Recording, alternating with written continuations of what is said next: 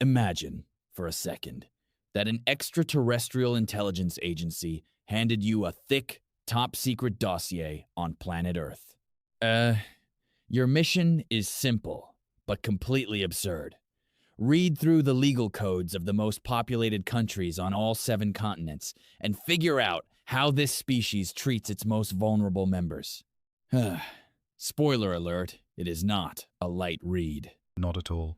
If anything, it reads like a dark comedy where the rules are entirely made up, but the points absolutely matter to millions of lives. We are looking at a global landscape where your zip code, the god you pray to, the color of your skin, and who you happen to love can either be a total non-issue or a literal crime. Exactly. So today, we are cracking open this dossier. We are going continent by continent to see how the heaviest hitters, the most populated nations, legislate human existence. And let me tell you, the sheer creativity humanity uses to marginalize people is almost impressive, in a deeply depressing way. Where do we even start with a report like this? We have to start in Asia, specifically India.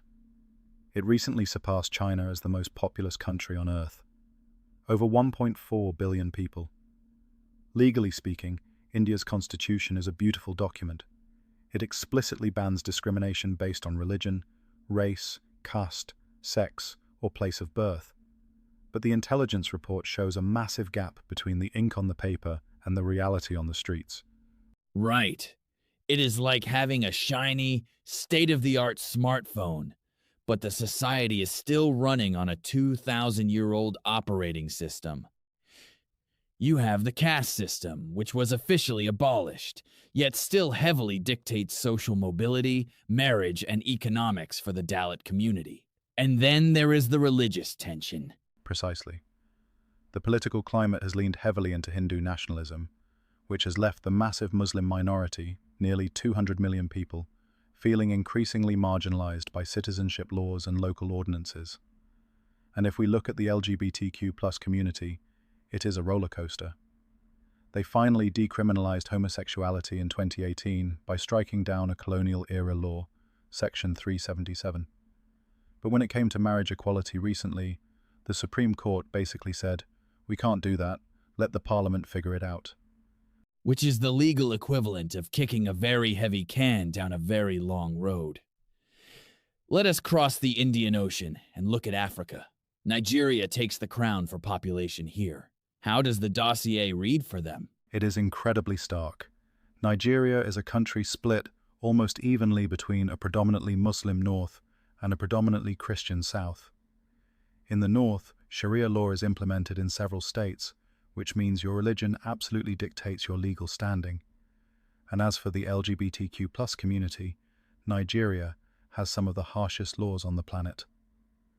The Same-Sex Marriage Prohibition Act doesn't just ban marriage, it criminalizes public displays of affection and even running a gay club with up to 14 years in prison. In the northern states, the maximum penalty under Sharia law is actually death. That is staggering. It really highlights how arbitrary borders are. You cross an invisible line on a map, and suddenly your mere existence is a capital offense. It makes you wonder about the psychological toll of constantly looking over your shoulder, just for being yourself. It is a state of perpetual hypervigilance. You aren't just hiding a part of your life. You are hiding your fundamental identity from the very institutions designed to protect citizens. Let us pivot to North America, the United States, the land of the free, the home of the brave. I imagine our alien intelligence agents scratching their heads at this one. Oh, they would be utterly baffled. The United States is the ultimate terms and conditions apply nation.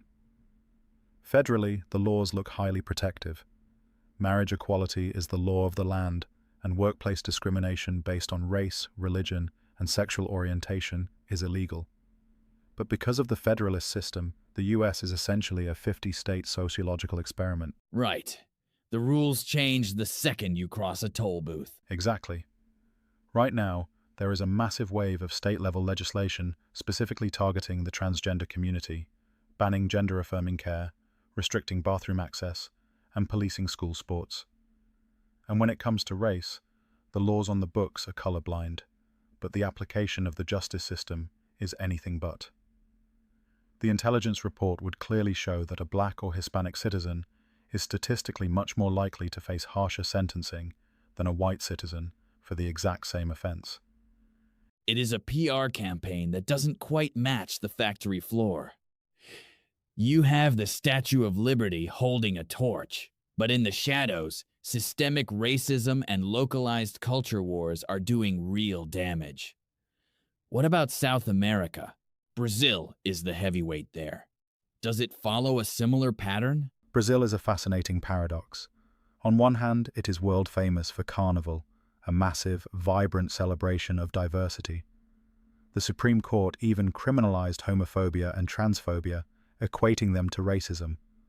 But the street-level reality is brutally different. Brazil consistently records the highest number of murders of transgender people in the entire world. Wow. So the legal shield exists, but it is made of paper. Exactly. And regarding race, Brazil loves to promote the myth of a racial democracy, claiming that because of widespread historical mixing, racism doesn't exist. Yet, Afro-Brazilians face massive economic disparities, police violence, and systemic marginalization. Your race and your zip code, especially if you live in the favelas, absolutely determine how the state treats you. It seems the recurring theme in our dossier is the illusion of equality. Let us move to Europe. If we look at the most populated country, with its bulk in the European continent, we are looking at Russia. I have a feeling the illusion of equality isn't even bothered with there. You would be right. Russia has essentially weaponized the concept of traditional values. The government passed laws banning what they call LGBTQ+ propaganda.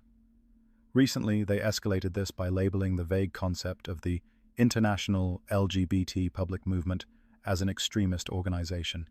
It effectively erases a whole community from public life. You can be arrested just for displaying a rainbow flag.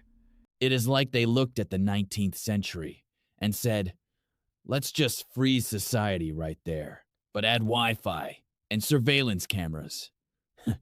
And religion plays a massive role in that, doesn't it? A massive role. The Russian Orthodox Church is deeply intertwined with the state apparatus. If you belong to a minority religion, or if you are an ethnic minority from regions like the Caucasus, you face heavy profiling and systemic hurdles. The state demands absolute conformity to a very specific, state-sanctioned identity. Which brings us to Oceania, Australia. The land of deadly spiders, great beaches, and what exactly does the dossier say about human rights? Well, the spiders are highly egalitarian. They will bite absolutely anyone. The legal system, however, has a heavy colonial hangover. Australia has made great strides recently, like legalizing same-sex marriage in 2017 after a nationwide postal survey. But the darkest chapter of their legal history involves the indigenous populations, the Aboriginal and Torres Strait Islander peoples. The gap in life expectancy and incarceration rates there is notoriously high, isn't it? It is devastating. Indigenous Australians make up about 3% of the population, but over a quarter of the national prison population. So while your religion or sexual orientation might not legally hold you back in modern Australia, your race, specifically if you are the original inhabitants of the land, subjects you to deeply entrenched systemic disadvantages. So, you survive the wildlife, but the institutional legacy might still get you. Now wait a minute. The intelligence report specifies all 7 continents. We cannot skip Antarctica. Ah, yes. The great icy equalizer. Antarctica is brilliant because it has no indigenous population and no sovereign government. The most populated settlements are research stations like the American McMurdo Station.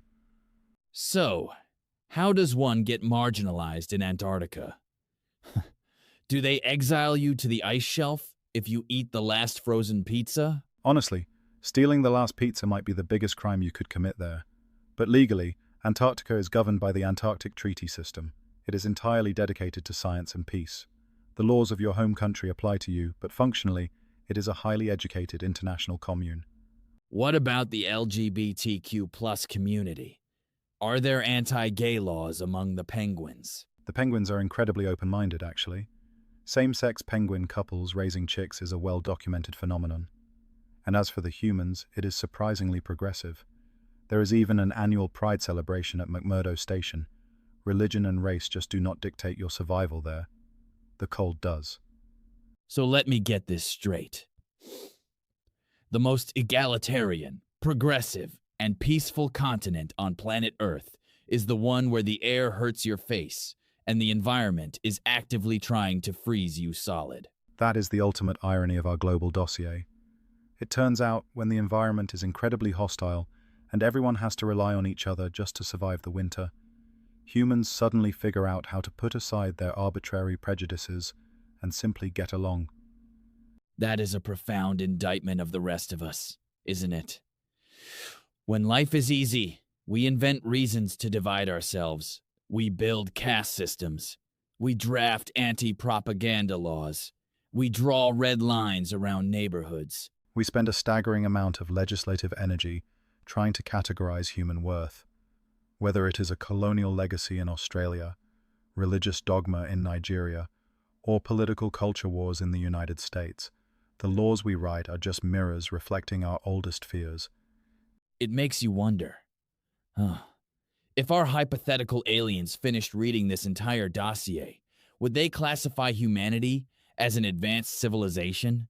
Or would they just see us as a really complicated high school cafeteria that somehow got its hands on nuclear weapons and legal gavels? I think they would see a species in transition, a species capable of writing beautiful constitutions about equality, but still terrified to actually live by them.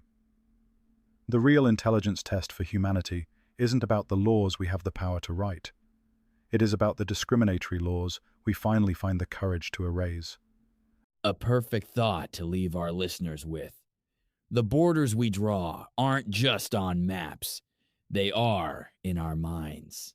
And maybe it is time we start melting some of that ice.